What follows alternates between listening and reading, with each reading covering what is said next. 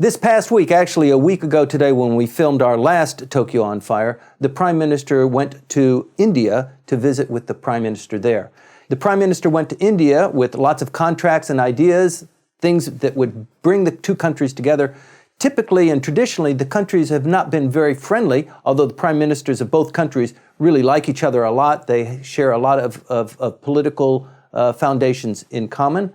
But behind the scenes, China is really raising its head, and it's trying to dominate the sea lanes and create some sort of a Silk Road where it can exert more military and political power. The Prime Minister going to India and coming back with some good news is really having a bit of a jolt to the economy here, and also long-term effects. What do you think about the Prime Minister going to India and coming back, Michael? The bullet train? The big business side of Japan is absolutely thrilled. They were hoping that they would be able to nail down selling a bullet train to the Indian government. They succeeded in doing that. They were really hoping the major heavy industry groups to get some kind of accord regarding nuclear power. They got that, and that was really a huge jump for Japan to make, because Japan, because it is the only country that has been bombed using nuclear weapons, has a nuclear allergy. And of course, currently, due to the Fukushima meltdown, the nuclear industry, construction industry for civilian plants is dead. Right. So for that industry, and it's a broad industry employing hundreds of thousands here, they really want to export this technology. And India has a need to replace its coal-based electricity grid and has said, we want to go into nuclear. But those two different stories, the story of non-proliferation, of not participating. India is not a signatory to the NPT. Right. It is not a part of the world non-proliferation regime per se. For Japan to go and say, okay, we're going to ignore that. We're going to ignore that you are a rogue nation in terms of nuclear weapons, and we're going to sell you our nuclear technology, but you have to guarantee that you're not going to use it for military purposes. We've heard this before, though. Okay, I promise. That's exactly the way that the Indian nuclear program began. Right. When they blew up their first nuclear bomb in 1974, right. The materials made in that bomb were from a Canadian reactor where the Indians had promised they would not use it. Promised. We will not use it for making... Well, the same thing in North Korea and maybe in Iran, too. We don't know. Yeah, this promise business is really facetious. But they came back and they now have a nuclear technologies agreement. Okay, the Abe administration has this nuclear agreement, but isn't there a little bit of irony that they haven't restarted the nuclear village here, right. And yet they're now going to export the idea of it to India, which has been this rogue nation with not signing the non-proliferation treaty. So again, in terms of Japan's image, it just gives some fuel to the anti-nuke movement here. You're going to start seeing probably pictures of Modi and Abe right. together because there's a worry then that it will not only upset China, which is to be expected, including the bullet train is upsetting to China because they have their own fast trains too that they right. were trying to sell to India. But it's this selling of arms. It suggests then that this wasn't just trying to get Japan into the new normal society, but rather that there's a lot of money to be made here. And 2016, January 1st, Japan will then be a non-permanent member of the UN Security Council. They're hoping to be a permanent member sometime. 2016 is the 60th anniversary of Japan becoming a member of the UN. Right. So you're going to have all of this sideline chatter and talk about a peaceful world and a world that it gets beyond this nuclear power to more renewable energy sources. Right.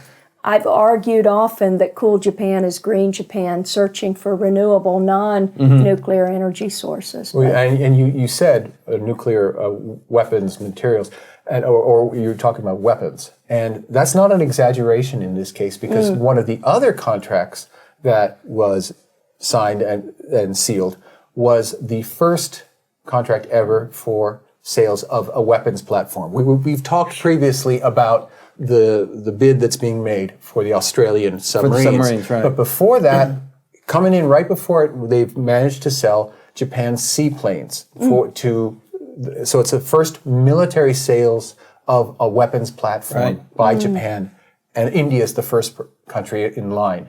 It's pipping the Australians, and that also came via this meeting. So you're not exaggerating when you talk about the weapons capacity. I'm glad I'm not exaggerating, because I do have concern about this and how it's going to have a blowback effect on Japan's peaceful brand image. Well, I think if you look at it just a little bit differently, though, but the Prime Minister is really going full bore in trying to re-engage this economy. I mean, it's been 20 years. We just missed having a recession last month by 1%. I mean, the economy over the 3-month period actually went positive by 1%, and I think probably margin of error could even cover that. But it strikes me that the Japanese, they're really good at design and systems and integration and building things to a very, very fine technical level. And the sales that they are doing are big ticket items. They're submarines, many submarines. It's a submarine system. It's the Shinkansen system. That's huge. It's the nuclear power plant. I mean, although it's probably a Westinghouse design, the Japanese have taken it and, like a lot of other things, changed it and modified it and really have become a world-class producer of powerhouses. Yeah, but the Japan's major business daily, the Nikkei Shimbun, in its editorial about the deals being signed, emphasized that it can't be just the objects themselves. It can't be just the power plants themselves. It cannot be the Shinkansen itself. It's the way those things are run. Japan has to guarantee that not only the physical plant, but the operations are part of the deal and remain part of the deal, particularly for the Shinkansen. It's the human element that is so important in that. The management of how that thing is run. It's not just the concrete or the carriages and where those are manufactured. That's not part of it. It's China kind of found that out, didn't they?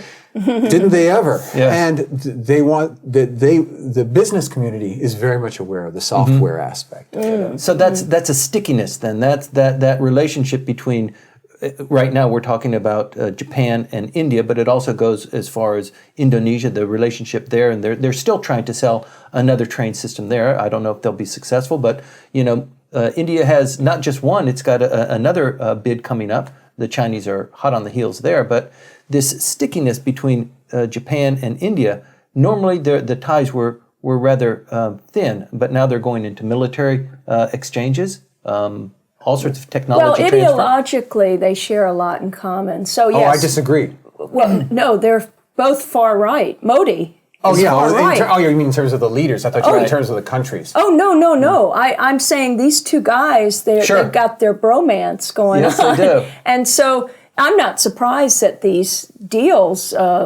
came back in the Abe administration's favor. But again, these big ticket items, I think the software is something to really consider here because India has really a lot of challenges.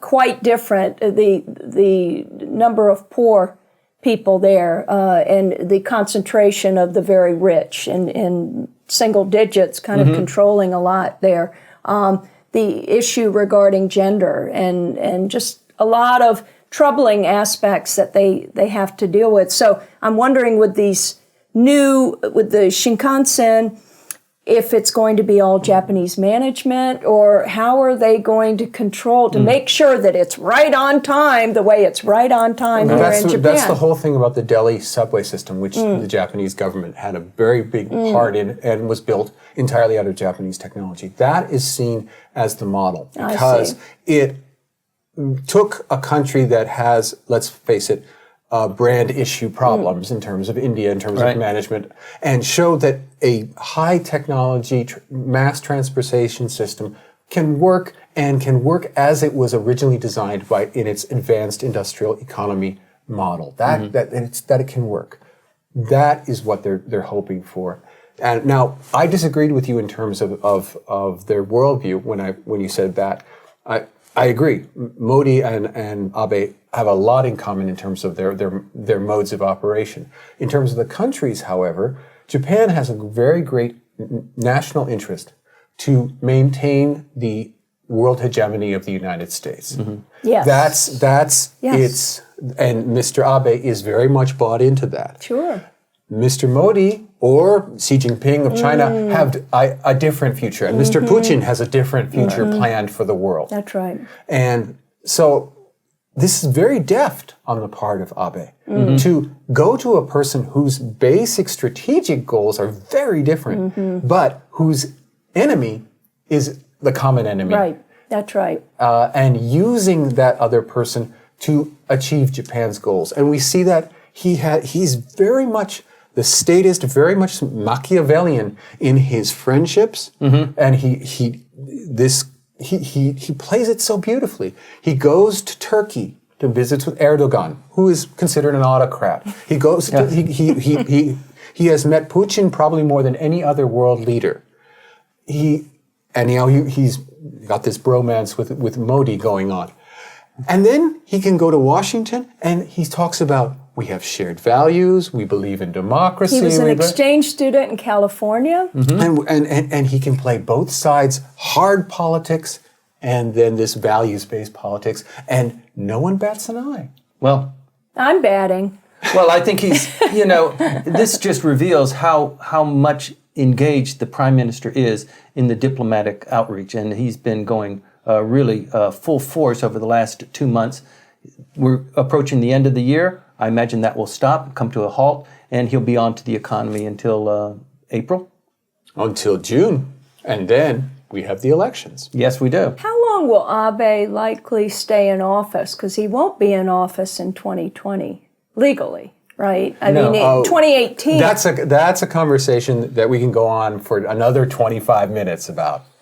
So Japan and India growing closer together in a lot of different ways, in big ticket items, in smaller issues concerning military and technology transfer. The Prime Minister also signed a deal where Indians can travel more easily to Japan.